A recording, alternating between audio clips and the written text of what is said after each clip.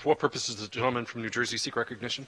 Mr. Chairman, I ask unanimous consent that all members may have 5 legislative days in which to revise and extend their remarks and exclude extraneous material on the further consideration of H.R. 195.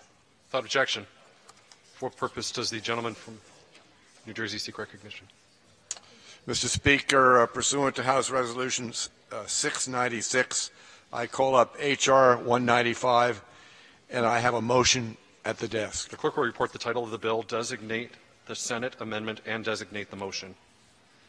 H.R. 195, an act to amend Title 44 United States Code to restrict the distribution of free printed copies of the Federal Register to members of Congress and other officers and employees of the United States and for other purposes. Senate amendment. Motion offered by Mr. Frelinghuysen of New Jersey. Pursuant to House Resolution 696, the motion shall be debatable for 1 hour, equally divided and controlled by the chair and ranking minority member of the Committee on Appropriations. The gentleman from New Jersey, Mr. Frelinghuysen, and the gentlewoman from New York, Mrs. Lowey, each will control 30 minutes. The chair recognizes the gentleman from New Jersey. Mr. Chairman, I yield myself as much time as I may consume. Gentleman from New Jersey is recognized. Mr. Speaker, I rise this afternoon to present the House amendment to Senate amendment to H.R. 195, the Extension of Continuing Appropriations Act of 2018. This critical legislation extends government funding through February 16th. Our current funding expires tomorrow night, and if Congress does not pass this bill and the President does not sign it into law before then, the government will shut down. It is our congressional duty to prevent that from happening and to ensure that the American people have access to government programs and services they depend on. The additional time, just under a month, will allow congressional leadership of the White House to come to a final budget agreement. This legislation includes a very limited number of technical changes to ensure good governance. The bill also includes language to continue the Children's Health Insurance Program through fiscal year 2023 to help sick children from low-income families get better and to ensure they have healthy and happy futures. Additionally, this proposal extends several health care-related tax provisions. Mr. Chairman, a continuing resolution is not the preferred way to conduct the nation's fiscal business, but at this point it is absolutely necessary to avoid a costly, destabilizing government shutdown. It's my hope that this will be the last continuing resolution, that leadership of the House and Senate and White House will quickly come to an agreement on top-line spending levels and that we can complete our appropriations work for fiscal year 2018 in short order. It's critical that we enact all 12 full-year funding bills to ensure that our armed forces have the resources they need to accomplish their missions at both home and abroad, and that our government supports and maintains programs that are important to the lives and livelihoods of all Americans. Mr. Chairman, I urge yes on this critical legislation and reserve the balance of my time. The gentleman from New Jersey reserves the balance of his time. The gentlewoman from New York is recognized. Mr. Speaker, I yield myself such time as I may consume. The gentlewoman from New York is recognized.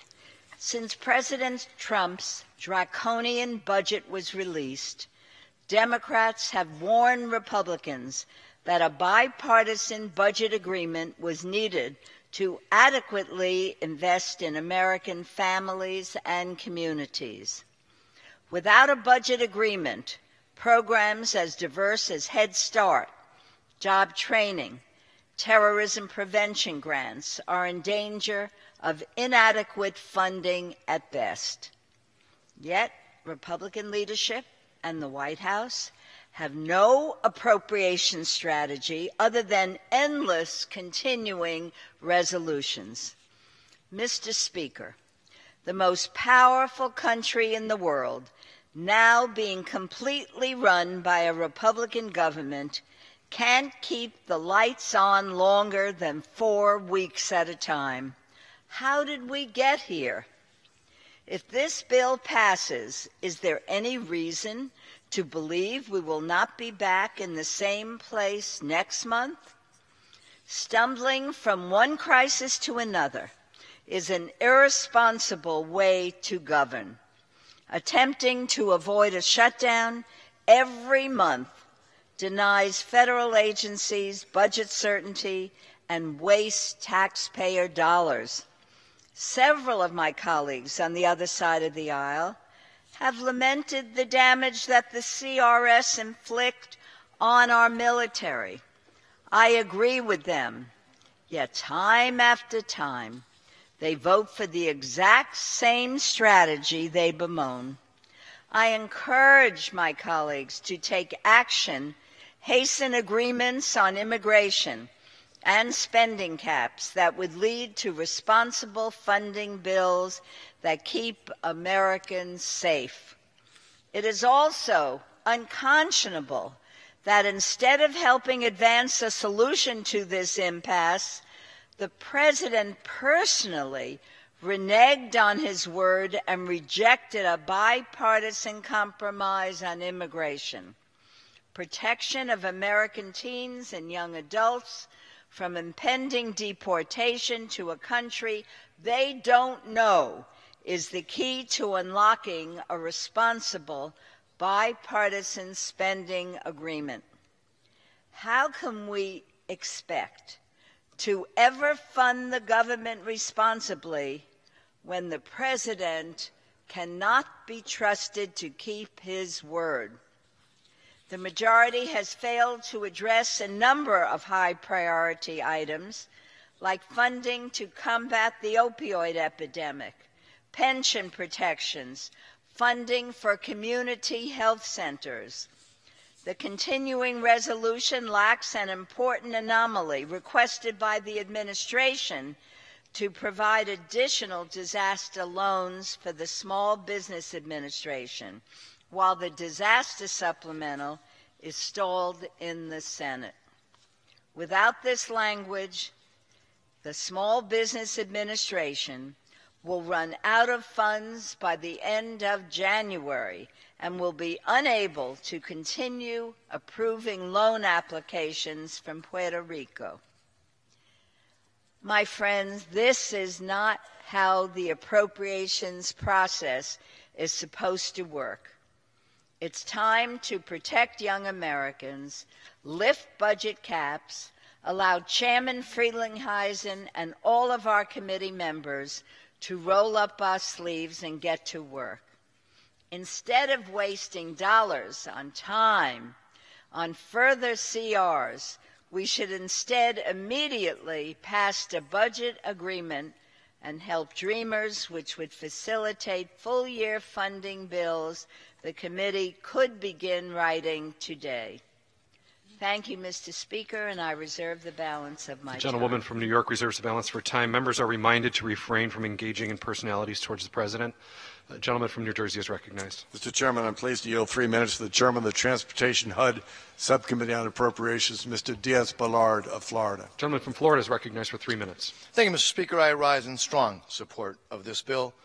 Look, this short resolution, this continuing resolution, will give us time to negotiate a budget that addresses our nation's priorities. And let's be very clear. If this does not pass now, go to the Senate, pass it, and is sent to the President for his signature and is signed, the federal government will shut down this week. So we all know, as the chairman said, that short-term CRs, that's not something that we want to do. That's not our preference. But again, if this one does not pass now, the federal government will shut down. And this is no time to shortchange our first responders, our military, as we continue to recover from natural disasters in places all throughout our country.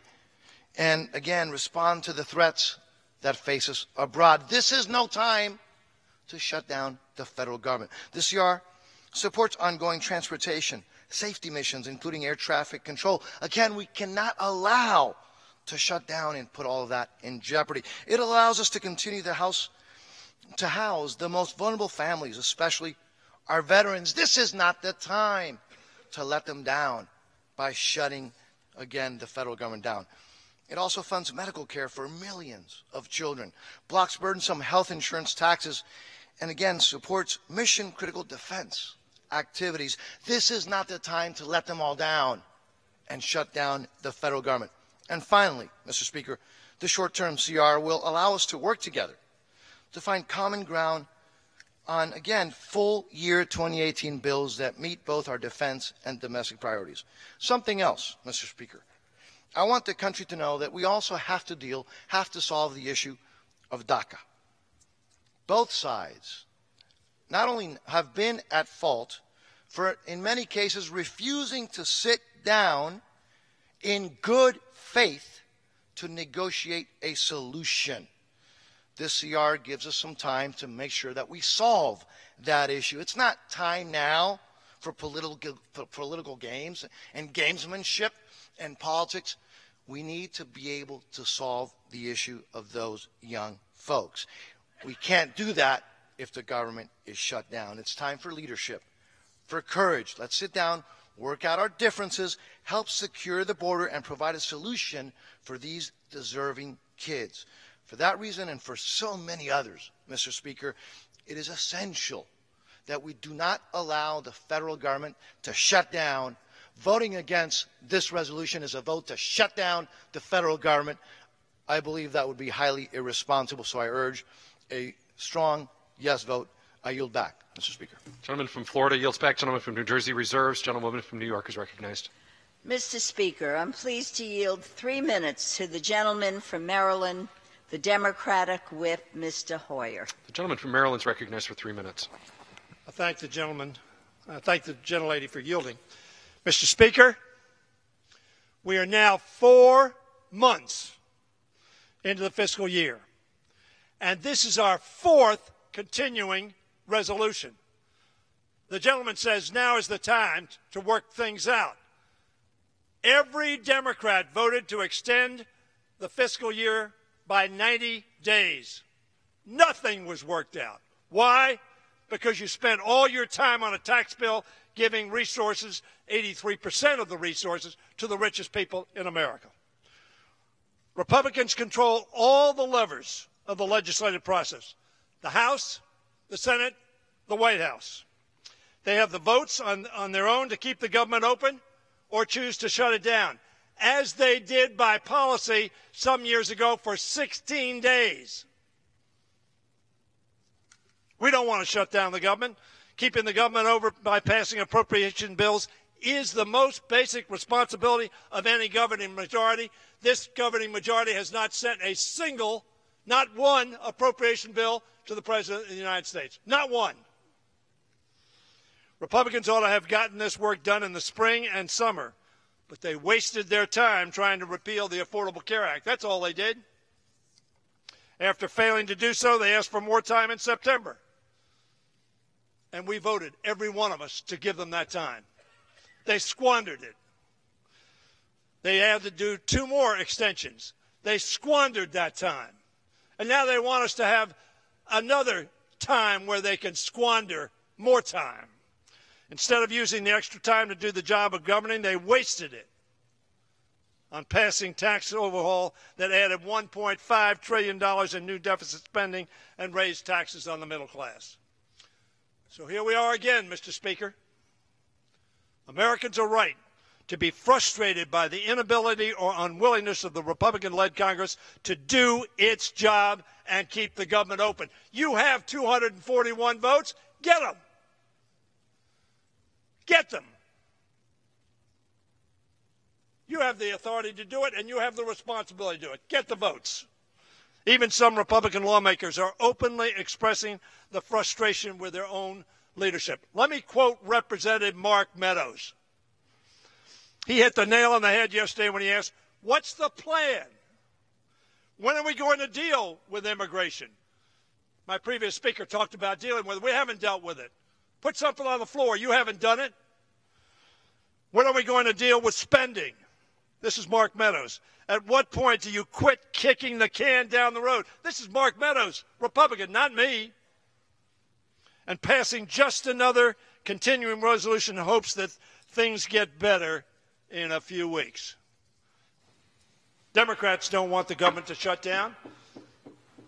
I have one additional minute. Gentleman's time. And we don't have the power to shut it down either. That's entirely in the hands of the majority. And by the way, on that previous CR, 90 of your members voted against it. Did they vote against the military? Did they vote against the first responders? Did they vote against education funding? And we wring our hands about the military funding. You think it's any easier to run a non-defense agency with a CR? You're wrong if you think that. They undermine our domestic agencies as well. And I hope that they are equally worried about the impact doing one short-term funding bill after another has on the domestic side. Americans are frustrated that their Congress can't agree on what we agree on. Republicans have previously supported the principles of parity when raising spending caps. That was the Paul Ryan deal. He's the Speaker. He said, yes, we'll increase military and domestic the same. That was his deal. Paul Ryan, the Speaker. That's all we're asking for. Paul Ryan, make your deal again. And he won't do it. Instead, he just wants to keep kicking the can down the road. Once, twice, thrice, now 4 times. Yes, we want, as the previous speaker said, all dreamers to stay in this country. We all want to reauthorize the CHIP program to prevent 9 million children from losing their health insurance. I dare you to put it on the floor. It will pass with every vote in this House. No, you want to blackmail us into passing something that we don't like and we don't think is good for the country. Gentleman's time has expired. 1 additional minute. Gentleman is recognized for 1 additional minute. We want to address other urgent health priorities at all. You want to pass CHIP, but you do not want to pass the community health centers. My colleague Betty McCollum told us about that. Many CHIP children will have no place to go. You pass the bill, but no place to go. So why don't Republicans sit down and reach agreement? Mr. Speaker, I urge my colleagues across the aisle, don't shut down the government. I implore them, use your majority not to delay but to govern. And I tell them, Democrats are still ready to work with you, as we have been throughout, to sit down and reach bipartisan compromise on our most pressing challenges. We voted to give you 120 days to do that. Now you want some more time. You come to the door and ask for some cake, and your neighbor says, come back tomorrow. And you come back tomorrow and you ask for the same thing, and he says, come back tomorrow. And you go back the next day, and he says the same thing, come back tomorrow. That's what the Republicans are saying, come back tomorrow, come back tomorrow, come back tomorrow. But there has been no tomorrow. Time has expired. Vote against this CR. Gentleman's time has expired. Gentlewoman from New York reserves. Members are reminded to address their statements to the chair. The gentleman from New Jersey is recognized. Mr. Chairman, I'm pleased to yield a minute to the chairman of the Ways and Means Committee, gentleman from Texas, Mr. Brady. Gentleman from Texas is recognized for 1 minute. Thank you, Mr. Speaker. You can tell from the previous speaker how eager our Democrat colleagues are to shut down this government. Get the votes to keep this government open because we won't provide them. Get the votes to keep funding our military and security, but we won't provide them. Get the votes to provide health care long-term for our children and families because our Democrat colleagues won't provide not one vote. Get the votes to delay the damaging impact of Obamacare taxes, the health insurance tax, the Cadillac tax, the medical device. You get those votes, Republicans, because we're not going to give you even one of them. These taxes are so damaging to our families, to our workers, and to our job careers. It's sending jobs out of America overseas. Get the votes, Republicans, because we claim we support this. We just won't support it with our votes. It's regrettable because these are bipartisan issues, and politics are shutting this government down. I urge my Democrat colleagues to stand with Republicans on behalf of children, of families, and workers. Keep this government open. I yield back. Gentleman's time has expired. Gentleman from New Jersey reserves. Gentlewoman from New York is recognized. Mr. Speaker, I'm very pleased to yield 2 minutes to the gentlewoman from Ohio, the ranking member of the Energy and Water Subcommittee, Ms. Capter. Gentlewoman from Ohio is recognized for 2 minutes. I thank the ranking member of the full committee, Congresswoman Lowey of New York, for yielding me this time. And let me just say that our side hasn't been consulted. The Republicans have 238 votes to pass anything here. They have the vast majority. You only need 218 votes. So if you wanted to pass it, you could do it right now. You could have done it a month ago, you could have done it 2 months ago, you could have done it 3 months ago, but there's something fundamentally wrong on that side of the aisle. And of course, you got to deal with the other body where you hold a majority, and you can't get it done there either. Now, in football, you would call this fumbling the ball. In baseball, you'd call it flubbing the ball.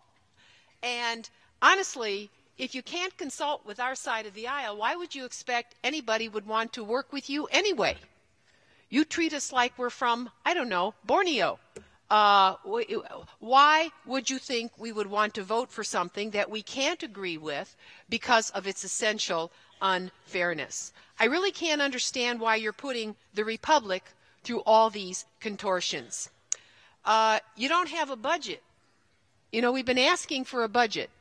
And you don't make decisions about departments until you have a budget, because you might underfund one department or overfund another department. So we want to do this in a very orderly way.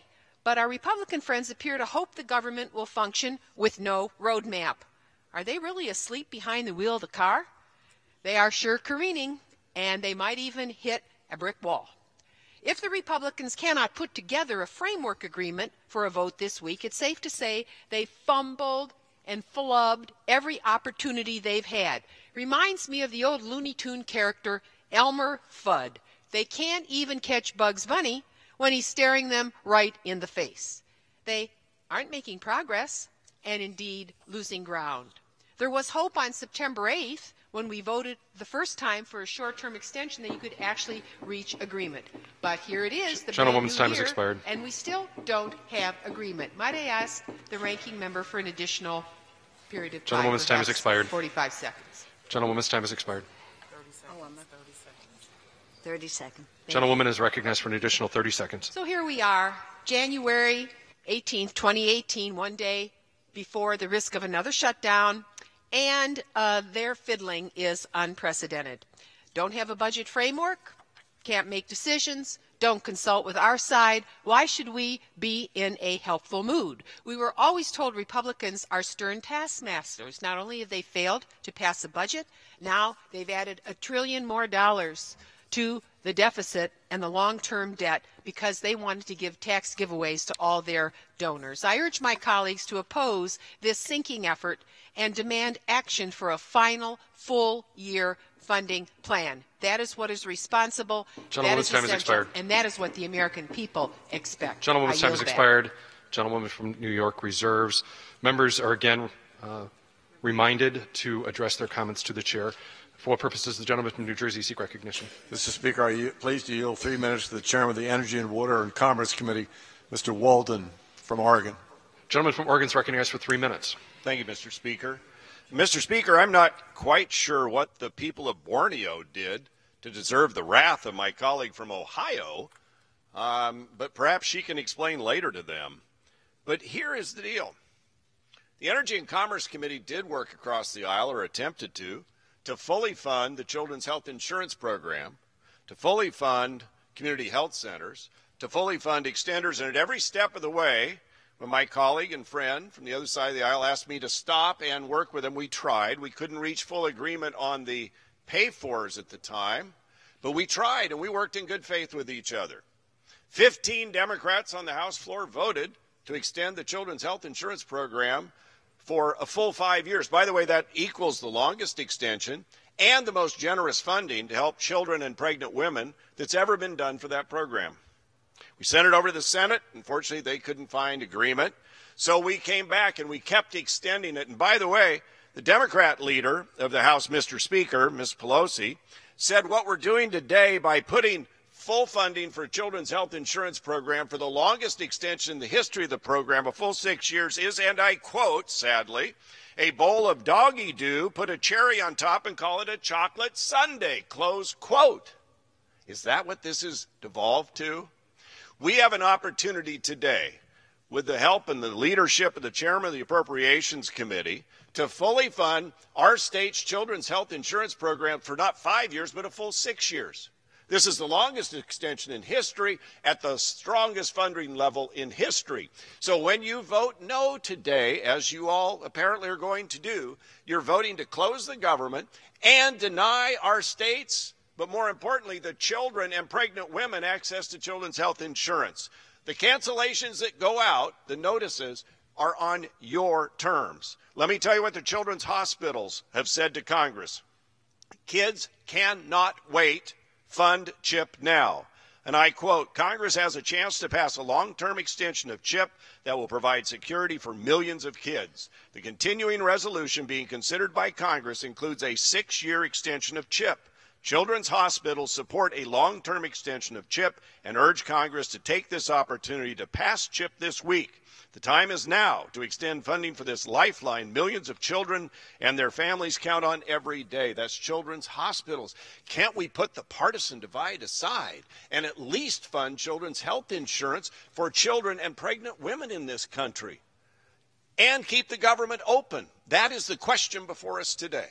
The question before us today is, do you want to keep the government open and the services provided and 6 years of full funding for children's health insurance and pregnant women, or will you vote against it? It's as simple as that. The rest is just political rhetoric. So let's fund CHIP. Let's take care of our families and kids and keep the government open. Mr. Chairman, I yield back. Gentleman's time has expired.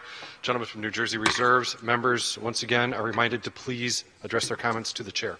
Gentlewoman from New York is recognized. I am very pleased to yield 3 minutes to the distinguished gentleman from New Jersey, the well-informed ranking member of the Committee on Energy and Commerce, Mr. Pallone. The gentleman from New Jersey is recognized for 3 minutes. Thank you, Mr. Speaker, and I want to thank my colleague from New York.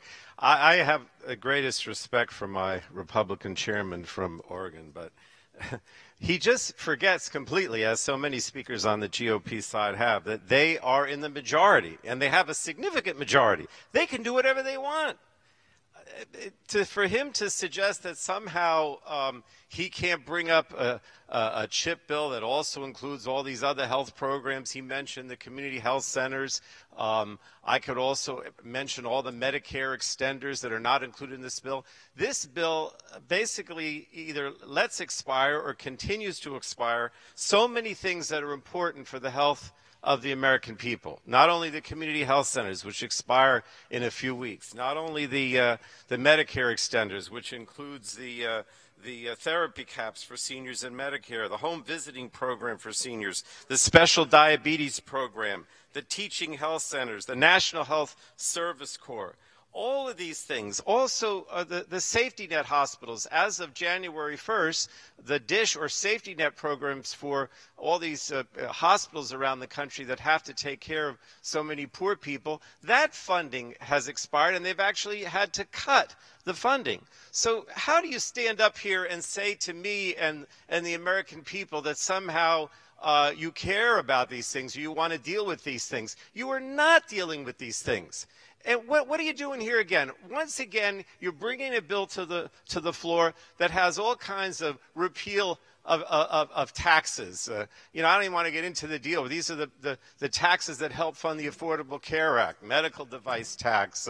There's several of them. All you do here is bring up tax cuts or tax repeals, and now you're trying to give the impression, because you have this 6-year reauthorization for CHIP and have eliminated funding and help for all of these health care programs, that somehow you care. Well, when the kids that get the CHIP funding can't go to a community health center or can't go to a hospital because they're suffering and don't have the funding, where do they go? We know that CHIP is a great program, but many of the kids that have the insurance under CHIP have to go to community health centers. And all I hear from my community health centers and other teaching hospitals is they're ready to set out the pig slips. They may have to close. They're not sure they can help these people. So it is a complete joke to suggest that somehow you care. You have the votes. You can do whatever you want. You're not doing it. Sure, I also agree that Daca, the Dreamers are going to suffer, because that's not being addressed either. But the main thing I want to stress is you're not addressing all these other health care programs that are just as important as CHIP, just as important, and make the CHIP program essentially not viable because they're not being addressed. So please, don't suggest to me that you care. Gentleman's time the has expired. Vote here is to vote against this seal. Gentleman's time has expired. Gentlewoman from New York reserves. Members are again reminded to please address your comments to the chair. The gentleman from New Jersey is recognized. Mr. Chairman, I'm pleased to yield 2 minutes to the Vice Chairman of the Energy and Commerce Committee, Mr. Barton of Texas. Gentleman from Texas is recognized for 2 minutes. Thank my distinguished chairman from New Jersey and ask unanimous consent to revise and extend. Without objection. My good friend, Mr. Pallone, from the great state, the Garden State of New Jersey, just told you all the things that weren't in this bill that he wished were. My distinguished chairman, Mr. Walden, just whispered in my ear that we have put everything you talked about in bills, subcommittee, full committee, and on the floor, and you voted against them every time this year. Every time. Now, where I come from, you vote for what's in the bill, not what's not in the bill. I wished we had a balanced budget amendment to the Constitution in this bill. I wish we fully funded our military for the rest of the year in this bill. I wished we, by an act of Congress, gave Texas A&M the national championship in football in this bill. Well, that's not going to happen. What is in this bill? We fully fund the Children's Health Insurance Program for every state of the Union and the territories for 6 years. Never been done before. Fully fund children's health insurance for every state and territory in the Union for 6 years. At existing levels increased, and it increases each year for the next 6 years. It's fully paid for, fully offset, and not every Democrat, but almost every Democrat has voted against that already twice, and if they vote against it this evening, they'll vote against it for the third time. I'm the manager of the Republican baseball team. If you miss it 3 times, normally means you're out. I hope that some of my friends on the minority side will tonight vote with us to fund SCHIP and to fund the government for the next month. I'm one of the Republicans that supports Daca. I'm on the DREAMER Act. I'm also on the Republican alternative. I would love to vote for Daca. But the deadline for Daca is not until March. The SCHIP program's expired in September. We need to pass this CR and send it to the Senate. Vote yes. Gentleman's time has expired. Gentleman from New Jersey reserves. Members, once again, are reminded to please address their comments to the chair. The gentlewoman from New York is recognized. Mr. Speaker, I'm very pleased to yield 2 minutes to the gentlewoman from Minnesota, the ranking member of the Interior Subcommittee of Appropriations, Ms. McCollum. Gentlewoman from Minnesota is recognized for 2 minutes. Mr. Speaker, I rise in opposition to this legislation, which ignores the urgent need of the American people.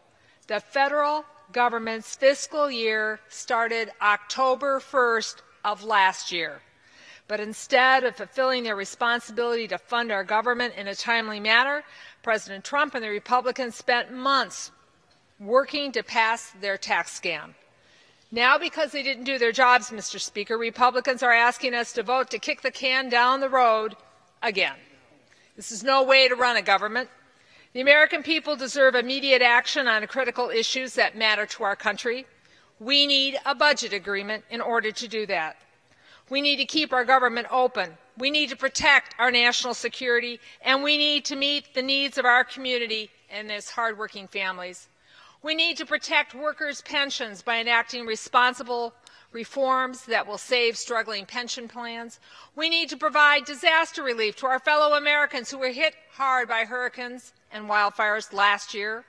We need to reauthorize the Special Diabetes Program, which funds treatment and prevention programs for Native Americans. And yes, we need to pass a DREAM Act, which protects children from President Trump's cruel termination of Daca. The American people overwhelmingly support these actions, these priorities, but you won't find them in this bill. Instead, Republicans have turned this CR into a tax bill that has provisions that didn't make it in their original tax plan. While this legislation does finally reauthorize the Children's Health Insurance Program, it abandons our community health centers, where parents take their children to get the care that they need. Make no mistake, this bill will cause layoffs at clinics, which means fewer people in my district throughout Minnesota will get the care that they need. Mr. Speaker, the Republican Party has total control in Washington, but instead of working for the American people, President Trump and his allies in Congress are ignoring them. Minnesotans and Americans deserve a better deal than the one that they're getting from this Republican Congress. It is time for President Trump and the Republicans to end the chaos, to truly work across the aisle to find ways that we can fund this government responsibly and address our national priorities. Mr. Speaker, I yield back. Gentlewoman from Minnesota yields back the balance of her time. Gentleman from New York reserves.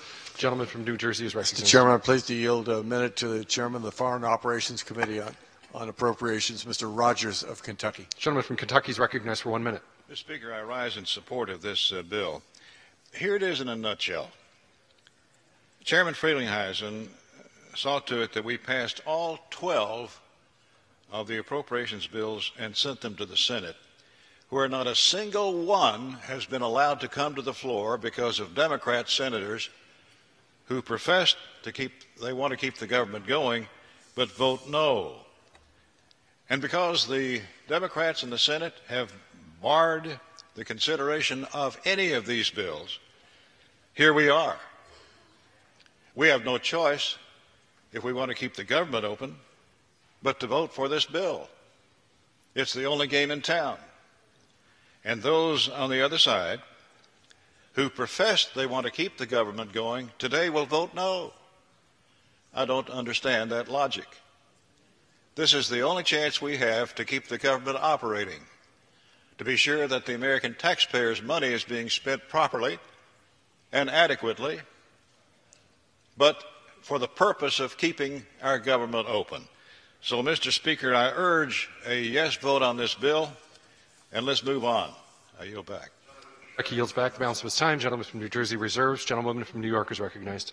Mr. Speaker, I'm pleased to yield 2 minutes to the gentlewoman from Connecticut, the ranking member of the Labor HHS Subcommittee, Ms. DeLauro.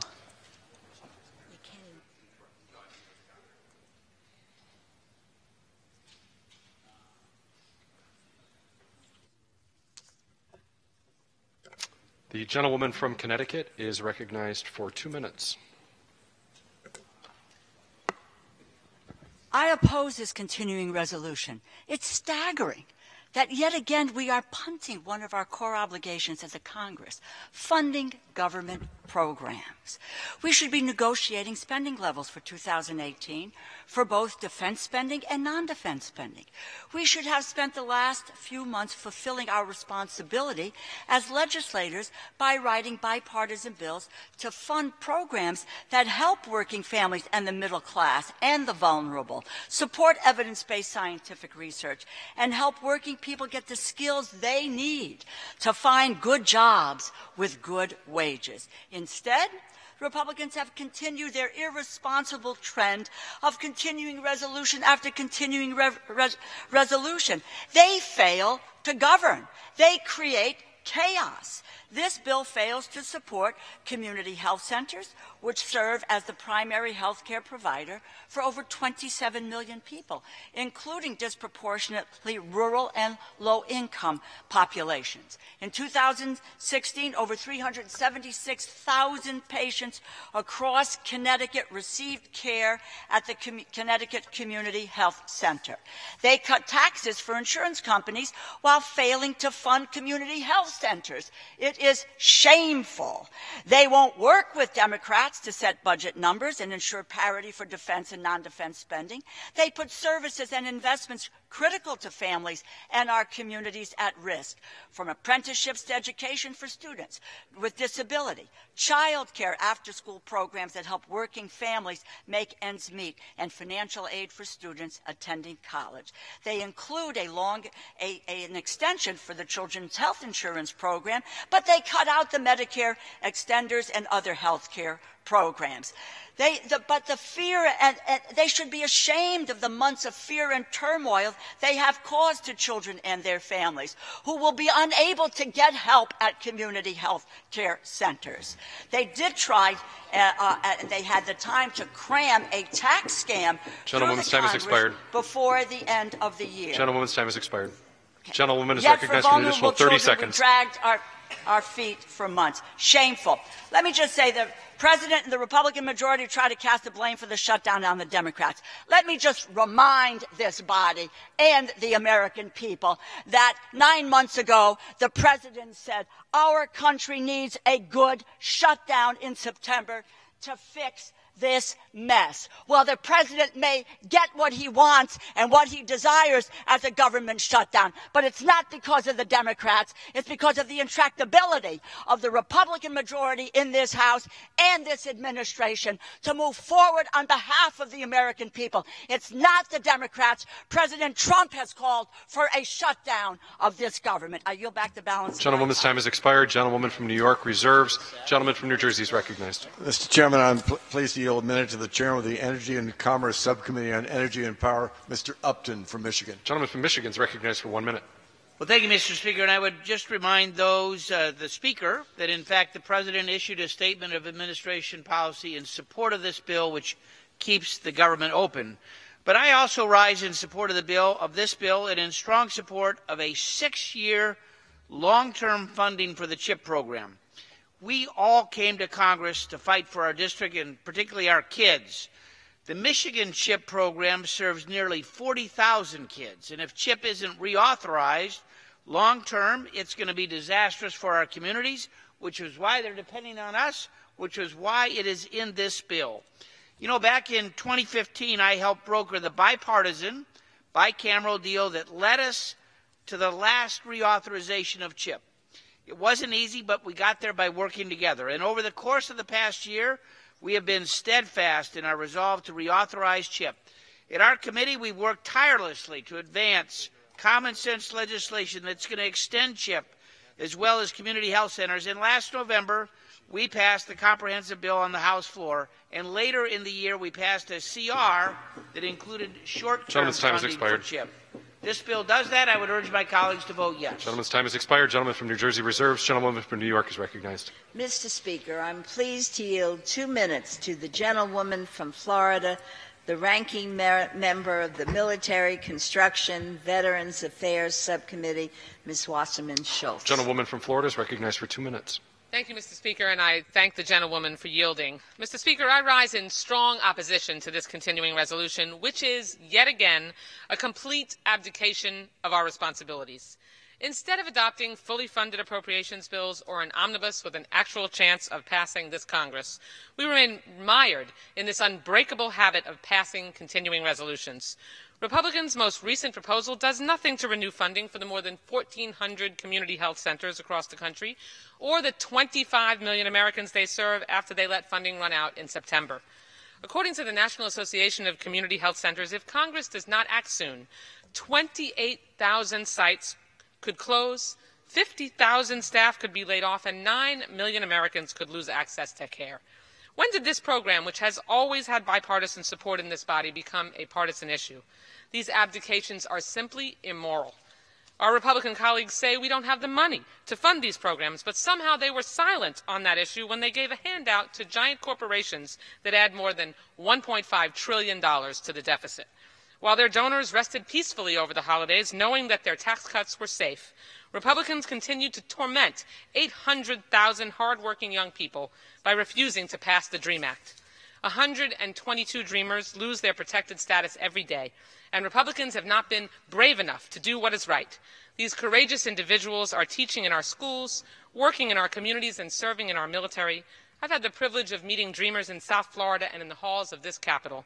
Their hopes and hard work signify what is best about America. And by any reasonable definition, they are Americans. This is their home. It is past time for my colleagues on the other side of the aisle to work on a bipartisan spending package that promotes the middle class, protects dreamers, and finally assures the American people that their government is working. I simply will not support any spending bill that fails to do so. Make no mistake, Republicans control the House, the Senate, and the White House. A government shutdown will land squarely in their lap. Thank you. I yield back the balance. Gentleman's time has expired. Gentlewoman from New York reserves. Gentleman from New Jersey is recognized. Mr. Chairman, I'm pleased to yield 1 minute to the gentleman from Georgia, Mr. Carter. Gentleman from Georgia is recognized for 1 minute. Mr. Chairman, I rise today in support of the decision to attach a 6-year extension of the Children's Health Insurance Program, as this is much overdue. CHIP, which is known as Peach Care for Kids in Georgia, has been a very successful program in covering the medical needs in our state. However, this isn't the first time we've tried to extend this program that is so vital to children all across our country. We passed legislation out of the Energy and Commerce Committee addressing long-term fix in October. We then passed it in the House in November. We funded a short-term fix in December. It's time our colleagues across the aisle quit holding children's health care hostage. Now is the time to pass this and continue discussions on community health centers, graduate medical education programs, and other extenders. I want to thank Chairman Walden, Chairman Burgess, and my colleagues on the Energy and Commerce Committee for their work and urge my colleagues to pass this and help our nation's children. And I yield back. Gentleman from Georgia yields back the balance of his time. Gentleman from New Jersey reserves. Gentlewoman from New York is recognized. Mr. Speaker, I'm very pleased to yield 1 minute to the gentleman from New Jersey, Mr. Pascrell. Gentleman from New Jersey is recognized for 1 minute. Thank you, Mr. Speaker. This habit of short-term funding extensions, kicking the can down the road, I heard that a few times, is irresponsible, has to stop. We need a long-term funding bill. Democrats have come to the table, offered bipartisan solutions. Republicans have dismissed them.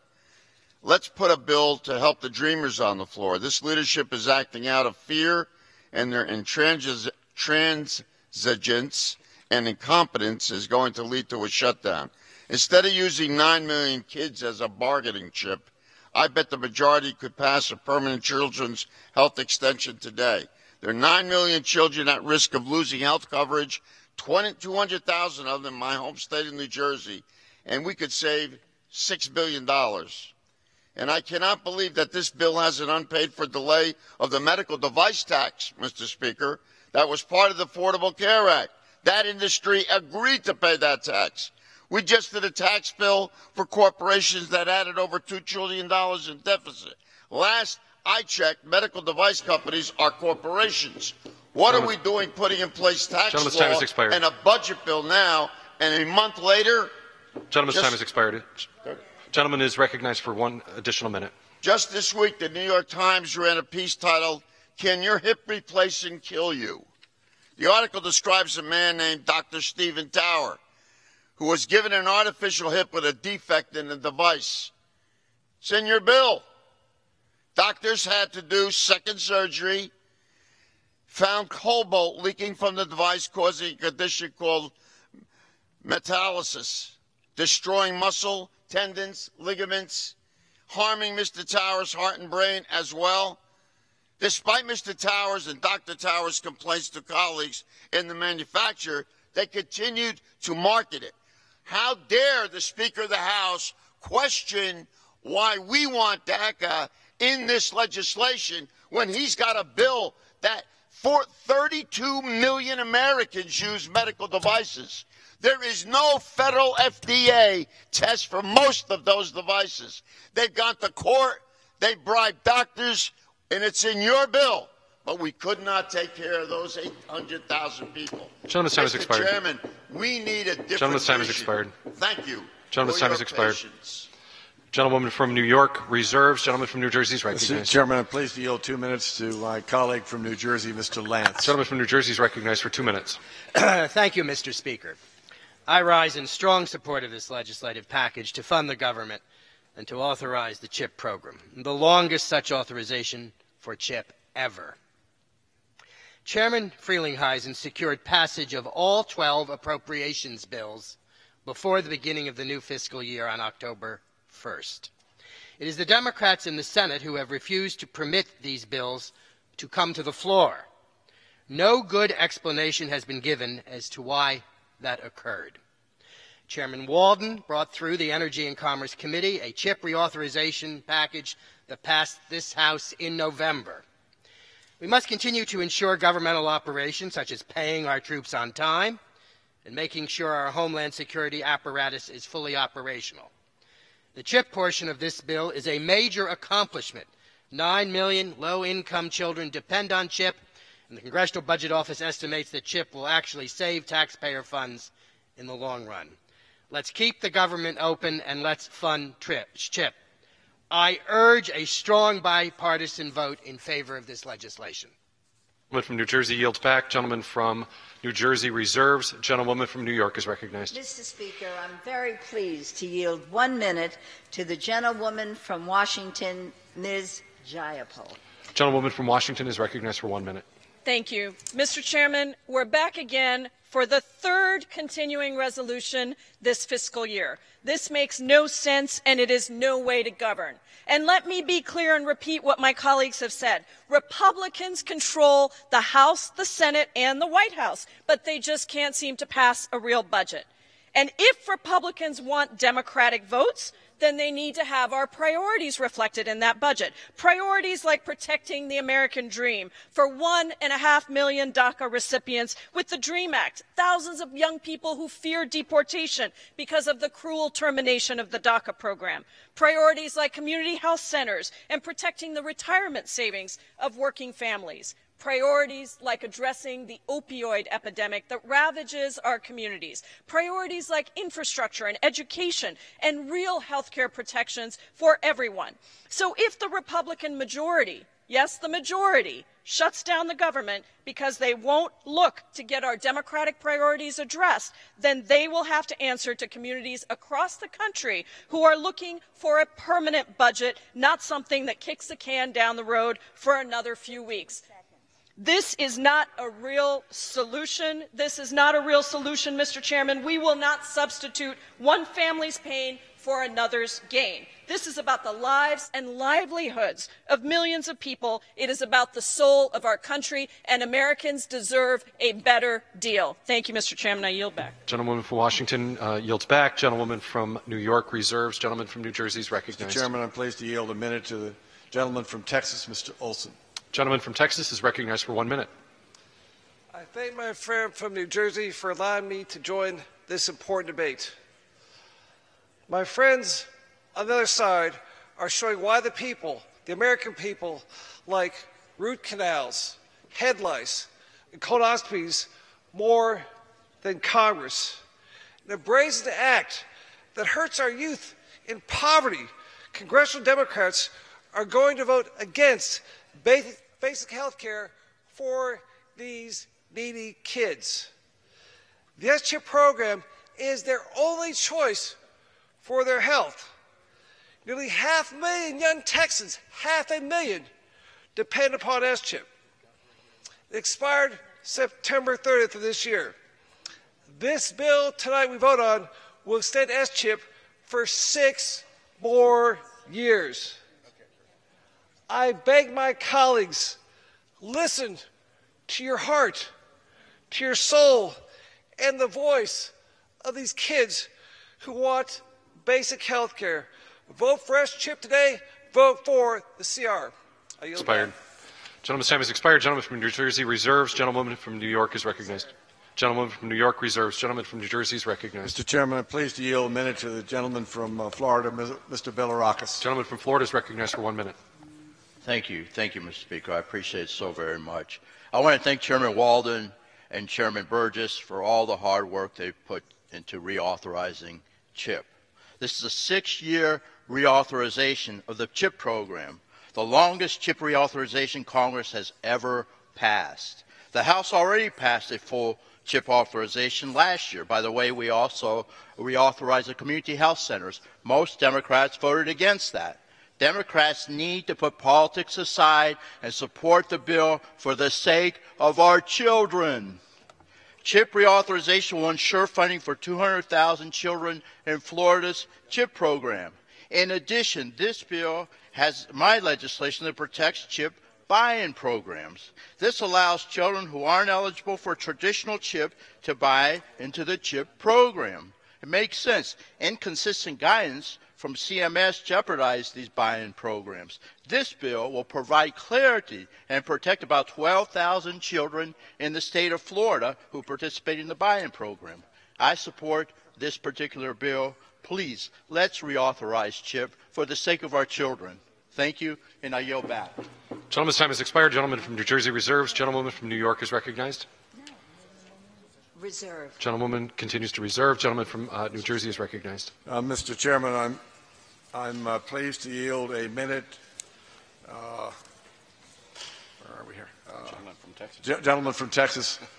Mr. Flores, excuse me. Gentleman from Texas is recognized for 1 minute. Mr. Chair, I rise in strong support of H.R. 195, which continues funding the government through February the 16th. It pays our troops and provides for a 6-year extension of the Children's Health Insurance Program. 36% of the children in my district are covered under CHIP, and I'm pleased to support this legislation to ensure that they continue to have access to care that has been delayed by obstructionist Democrats in this body and over in the Senate. Now, while I support passage of this bill, I want to draw attention to the fact that there are other important provisions that have previously passed this House, yet have fallen by the wayside as members sought a compromise on the final bill. I'll go through those in a minute. Again, I'm pleased that we're passing a bill that continues funding for the government, pays for our troops, and extends funding for the CHIP program.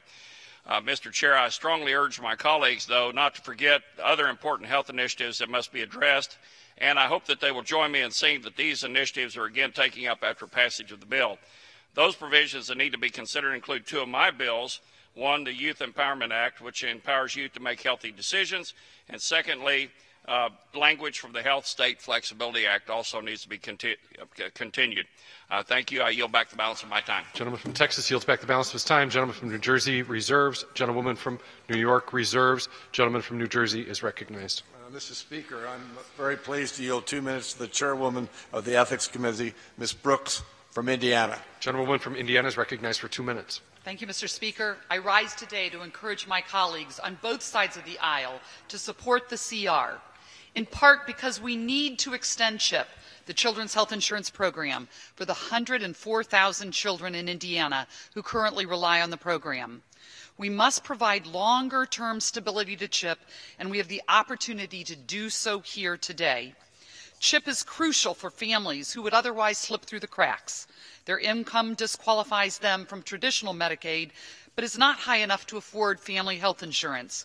The CHIP program provides children with comprehensive health and dental services, and it's helped decrease the rate of uninsured children in Indiana to an all-time low of 5%. The families of these 104,000 children in Indiana rely on CHIP, and this 6-year reauthorization will grant states the much-needed certainty in administering CHIP for American children across the country and stability for the Hoosier families who depend on the program. Furthermore, today's CR includes a 2-year relief from the medical device tax. America tops the world in medical innovation, and relief from this tax will further reinforce this leadership.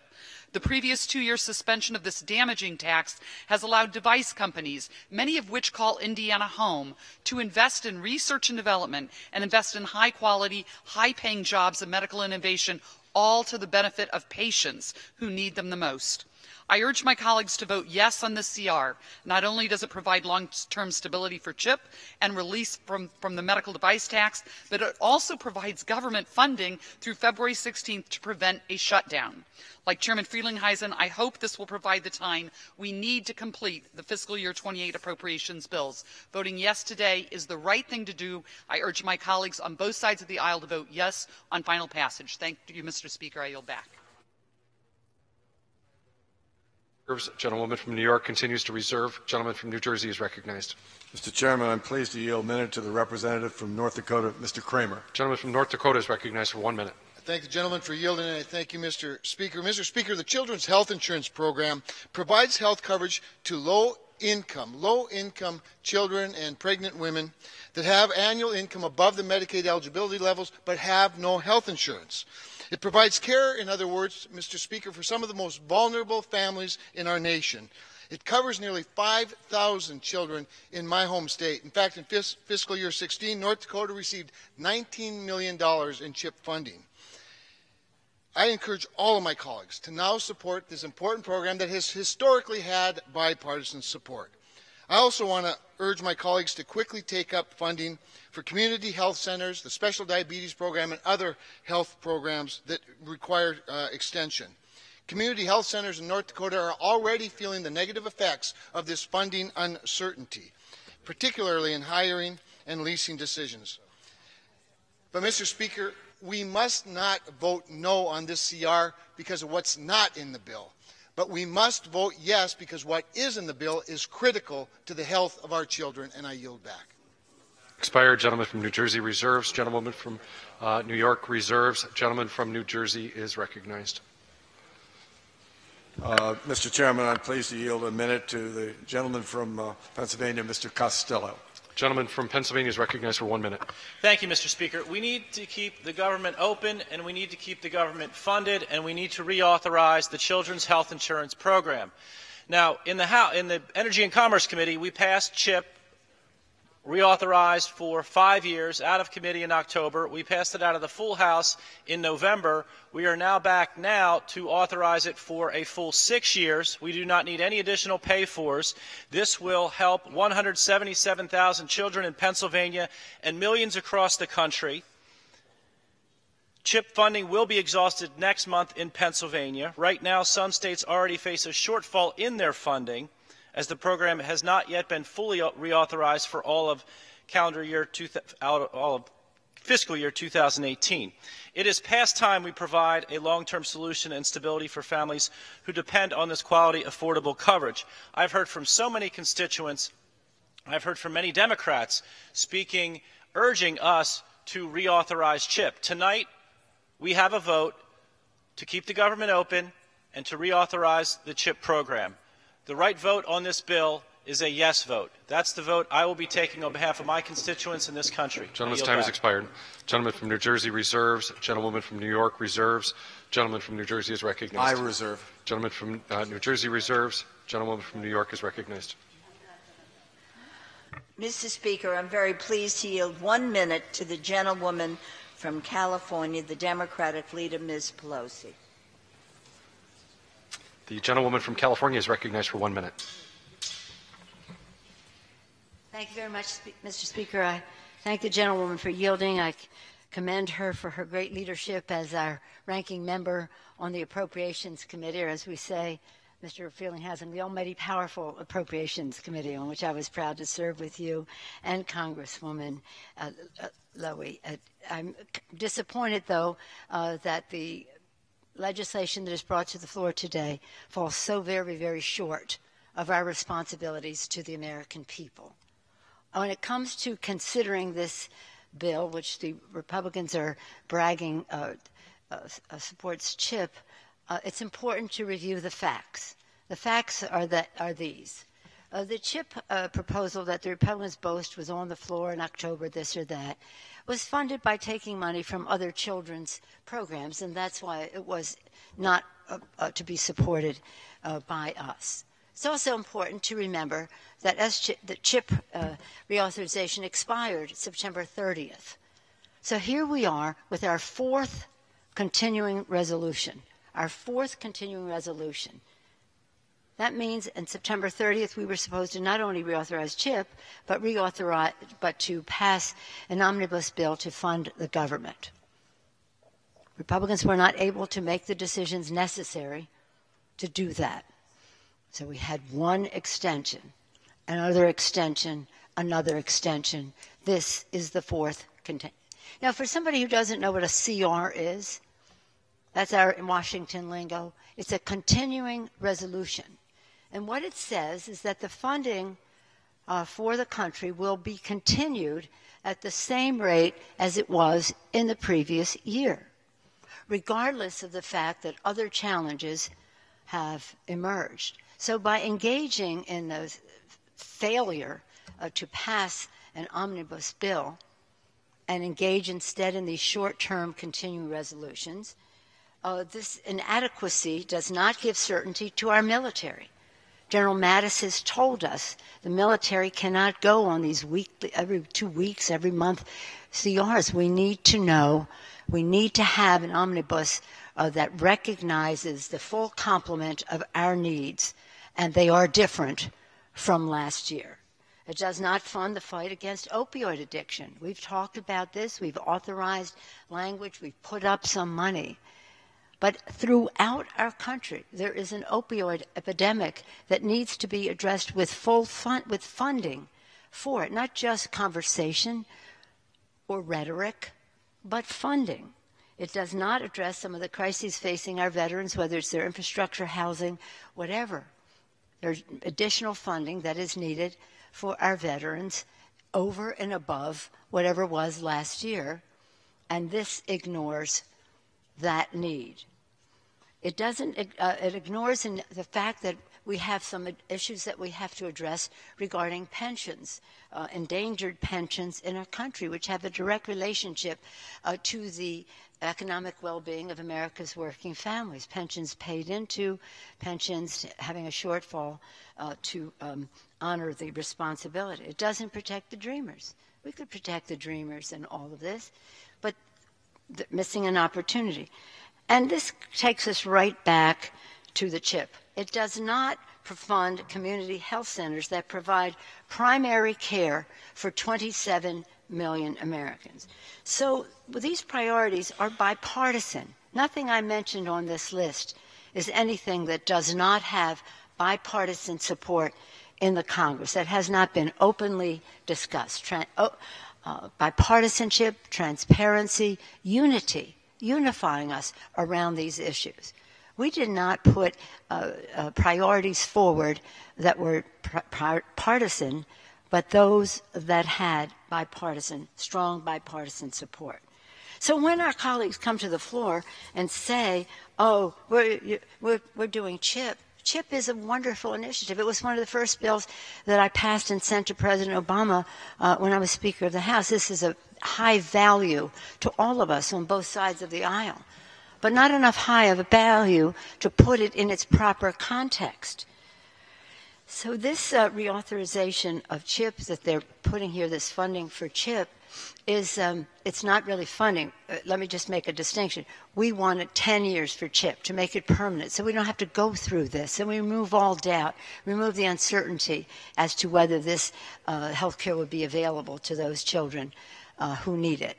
We said 10 years, you save $6 billion. $6 billion is saved. You do 6 years, as in this bill, you save $1 billion.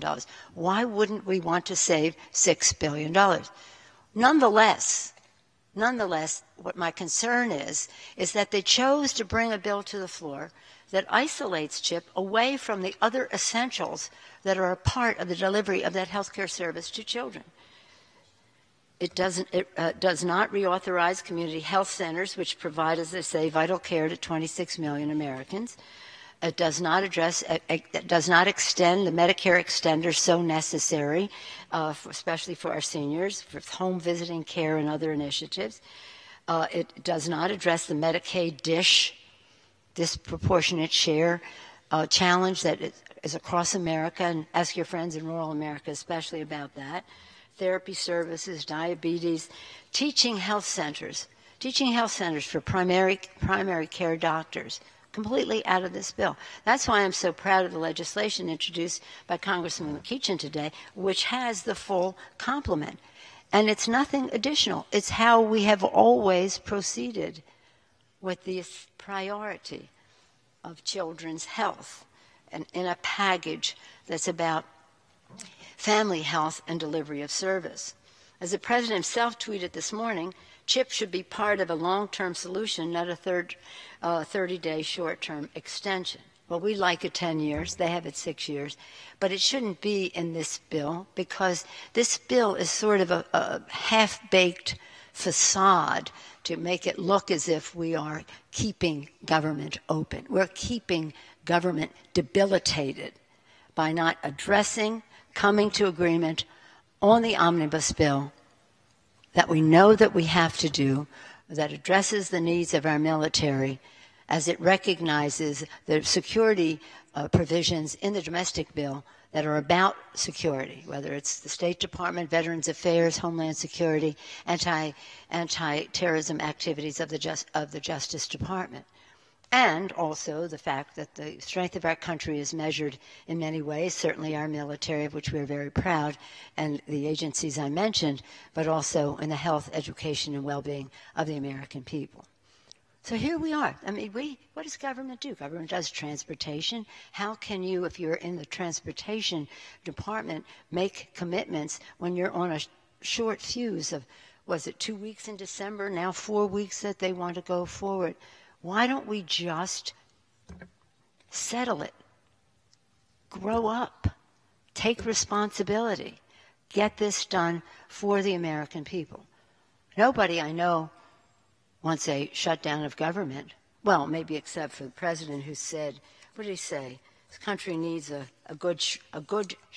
country needs a good shutdown. He said that in May. I think with his experience as president now, he probably knows there's no such thing as a good shutdown. We don't want a shutdown. And by the way, if there is one, this would be the first time there would be a shutdown in recent history that took place when one party had the White House, had the Senate, and had the House of Representatives, had full responsibility for managing, for leveraging, for getting the job done to fund our country for another year with certainty. And this has 2 years provisions in what we are negotiating with the Republicans. So really, coming to the floor, hiding behind CHIP to hide the shortcomings and the lack of taking responsibility for our responsibilities to the American people is really a sad thing. And that's why Mr. McEachin's bill and our previous question, which had the full complement to make CHIP really work, was the way to go. Sadly, I wish that we had something that, although I object to the process of one short-term continuing resolution of last year instead of looking to the future for next year, I disapprove of that process. The substance of this legislation makes it totally unacceptable, and I urge a no vote. With that, I yield back the balance of my time. Gentlelady from California yields back her time. Gentlelady from New Jersey or New York reserves her time. The gentleman from New Jersey is recognized. Mr. Chairman, I'm pleased to yield a minute to the gentleman from Michigan, Mr. Wahlberg. The gentleman from Michigan is recognized for 1 minute. Thank you, Mr. Speaker. I rise today in full support of this funding extension, which includes a vital long-term reauthorization of the State Children's Health Insurance Program, or CHIP. This bill provides the longest extension in history of the CHIP program and provides security for millions of kids and pregnant mothers. It's important to remember the House has already acted responsibility 3 times to extend CHIP. In November, this chamber passed the Championing Health Kids Act on a bipartisan vote. The bill not only would have extended CHIP for 5 years, but it also addressed other important public health programs like federally qualified health centers. Regretfully, partisanship, political gamesmanship left that bill to languish in the Senate. My constituents remain frustrated that the majority of my Democratic colleagues in this chamber have voted 3 times against CHIP. The delays and posturing are inexcusable. I hope everyone in the House votes to pass this Gentleman's time has expired. 30 seconds. Pleased to yield another 30 seconds to the gentleman. Gentleman from Michigan recognized. 30 seconds. Thank you. I hope everyone in the House votes to pass this extension today so we can get to work on quickly reauthorizing community health centers and other important public health priorities. I encourage my colleagues to put aside the political games. Vote aye on the bill, the only correct vote, and then tell the Senate to do the right thing as well. I yield back. Gentleman yields back his time. The gentleman from New Jersey reserves. Gentlelady from New York is recognized. I am pleased, Mr. Speaker, to yield 2 minutes to the gentleman from New Jersey, the ranking member of the Committee on Energy and Commerce, Mr. Pallone. The gentleman from New Jersey is recognized for 2 minutes. Thank you, Mr. Speaker. I'm amazed when I hear my Republican colleagues talk about how they brought CHIP to the floor, they brought community health centers to the floor. What they forget to mention is that every time they did that, they included pay-fors, in other words, funding measures that would basically sabotage the Affordable Care Act. We have seen a concerted effort not only to try to repeal the Affordable Care Act, which failed, but then to do everything possible to make it more difficult for people to get their health insurance. We know that in the tax plan or tax scam, that they passed a few weeks ago that they were so determined to spend all their time on, that what did they do? They eliminated the mandate that people have health insurance. The CBO estimates that there'll be 13 million Americans over the next few years that will lose their health insurance. When they talked about the chip on those previous times, what did they do? They put in provisions that cut the prevention fund, that funds all the programs for children. They put in a provision that said that if you didn't pay your health insurance within 30 days, you would lose it. CBO estimated that something like 500,000 Americans would lose their insurance because of that provision. They put in provisions that said that people who got their Medicare had to pay more for it, pay even 100%, depending upon their income. They have done everything possible to sabotage the healthcare system. And for them to get up and say, oh, we care about kids, we care about community health centers, nothing is further from the truth, because everything has been done to sabotage America's healthcare system. And the gentleman yields back his time. The gentlelady from New York reserves. Now the gentleman from New Jersey is recognized. I'm going to recognize you, Kathy. Mr. Chairman, I'm pleased to yield 2 minutes to the chairwoman of the Republican Conference, Kathy McMorris Rogers, from the great state of Washington. The gentlelady from Washington is recognized for 2 minutes. Thank the gentleman for yielding. We're about to face a very critical deadline in many states, including my home state of Washington. CHIP funding will run out. More than 60,000 kids in my state count on CHIP and need certainty. This funding bill reauthorizes CHIP for 6 years, the longest extension in the program's history. Now Democrats are threatening to hold this up again for a Daca deal. Now, to be clear, I want a Daca deal too, and I'm disappointed that we don't have one yet, but that's no reason to punish children across the country. Today we are voting to prioritize our nation's children, and it's time for the Democrats to join us. I also want to take this opportunity to stress the importance of reauthorizing the Teaching Health Center Graduate Medical Education Program, which expired in September. These centers face a looming deadline of January 31st to decide whether or not to recruit their July 2018 classes. Without a long-term solution, the centers across our country cannot make the important decisions that will affect the lives of hundreds of residents. Unfortunately, one teaching health center in Memphis has already made that decision. They closed their doors earlier this year, leaving 25 residents without a place to continue their medical training and reducing patient access to care. Although a reauthorization of the Teaching Health Center Graduate Medical Education Program was not included in this bill, we must get this done as soon as possible. I look forward to working with the chairman and the committee moving forward, and I urge my colleagues on both sides of the aisle to support this 6-year reauthorization of CHIP, and I yield back. Gentlelady yields back her time. Gentleman from New Jersey reserves his time. Gentlelady from New York is recognized. Continues to reserve. Gentleman from New Jersey. Mr. Chairman, I reserve and have the right to close.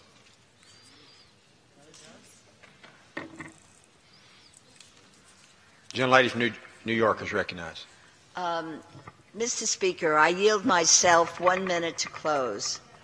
Gentlelady is recognized. Friends, Congress has a responsibility to invest in initiatives to defend the country and grow the economy, instead of continuing down a rudderless path of CR after CR. We must pass a bipartisan budget agreement, protect dreamers, which will enable the Appropriations Committee to responsibly write full-year funding bills. I urge a no vote and yield back the balance of my time. Gentlelady yields back the balance of her time. Gentleman from New Jersey is recognized, and the gentleman has 5 minutes remaining. Mr. Chairman, I yield the balance of my time to the chairman of the Energy and Commerce Committee. The gentleman is recognized for the remainder of the time. Thank you, pardon me. Thank you, Mr. Speaker, and to my colleague, the chairman of the Appropriations Committee. Thank you for your hard work and cooperation on this legislation. The choice before us today is actually very, very simple, and it's a choice the American people are watching. The choice is, do you fund the government while you work out the other differences, or do you close the government? It's a binary choice. It's not about all the other things I'd like in this bill or you'd like in this bill. The choice before us today is to keep the government open or close the government. And whether you're Republican or Democrat, if you vote no, you're voting not to keep the government open. That's that simple. The other choice before us today is, do you want to fund children's health insurance for the millions and millions of children and pregnant women across America? Because that funding, while we have had emergency extensions, literally is about to run out in a matter of days. Going to run out. Choice tonight for this body and every member here, regardless of party, is, do you want to fund children's health insurance for children and for pregnant women? 122,700 Oregonians are on this program. Millions across America in our districts. They don't like the fact we're having this fight, but they know the fact is it's a yes or no vote. That's why the children's hospitals have said, please take this deal, fund children's health insurance, take us out of your fights. Because what we're voting on tonight is a 6-year, fully funded children's health insurance program. A yes vote says you're for it. A no vote says I'll take a pass. Somebody else can carry this program. I'm not going to do it. Well, I'm doing it because I support the children's health insurance program just as I support the community health centers, just as I support the teaching hospitals, just as I support the other extenders. By the way, your Energy and Commerce Committee, through regular order, provided a path forward for all of those essential health services. And, yes, we took the heavy lift to fund them. Now, you heard a couple of my colleagues on the other side of the aisle talk about, oh, they took money out of this fund or took money out of that fund. The prevention fund is funded every year by law. It is up to the appropriators to decide how those funds are spent. Using some of the prevention fund to fund children's health insurance and community health centers and the other programs seems like a pretty good investment for an otherwise unallocated batch of money. So we used a bit of that. And then you heard them, the scare tactic the Democrats always use is Medicare. Well, let me tell you what this specific pay for is, and it is one that former President Barack Obama wanted to use even further than what we did. What we said is if you're making $500,000 a year, we're going to ask you to pay roughly $137 more in your Medicare Part B and D, which, by the way, is just your share. The government's still going to subsidize 75% of that. It is still a very good deal. And we figured somebody who's making $500,000 a year could afford a little more so we could pay for community health centers for the poor and children's health insurance for those who need it. That's that pay for you've heard about. When we brought the fully funded bill for 5 years for children's health insurance and 2 years for community health centers and save our dish hospitals, those are the ones, by the way, that take care of the poorest among us, 15 Democrats voted with us. I think 2 or 3 Republicans voted no, and we sent that bill to the Senate. We did our job in this House in a bipartisan way. Now we need to do that job again. Because the Senate has an act. They couldn't get enough Democrats there to support the proposal in the Senate. So we're back here. But the choice is a clear one. Shut down the government, don't fund CHIP. Keep the government open, fund CHIP. That's the choice before us tonight. The choice that we need to make. Now, we've heard all kinds of rhetoric on this floor and out in the public about, you know, this is somehow a cherry on top of dog doo-doo. Sorry to use those words, but they're the ones that General Late from San Francisco used in the press. I find it offensive. It's unnecessary. It doesn't help bring us together. When you vote no, you vote shut the government down, and you vote against children's health insurance. This bill fully funds children's health insurance for 6 years, and there's no argument about the pay-fors now because there aren't any in here. So if your argument for voting no was the pay-fors before, what's your argument today? Other than a partisan one. With that, I yield back, Mr. Chairman. I ask the House to approve this legislation. The gentleman's time has expired. All time for debate has expired. Pursuant to House Resolution 696, the previous question is ordered. The question is on the motion by the gentleman from New Jersey, Mr. Frelinghuysen. Those in favor say aye. Those opposed, no. The ayes have it. The motion is agreed to. Without objection, the motion to reconsider is laid on the table. Mr. Speaker, on that I demand the ayes and nays. The yeas and nays are requested. Those favoring a vote by the yeas and nays will rise. A sufficient number having risen, the yeas and nays are ordered. Pursuant to Clause 8 of Rule 20, further proceedings on this question will be postponed.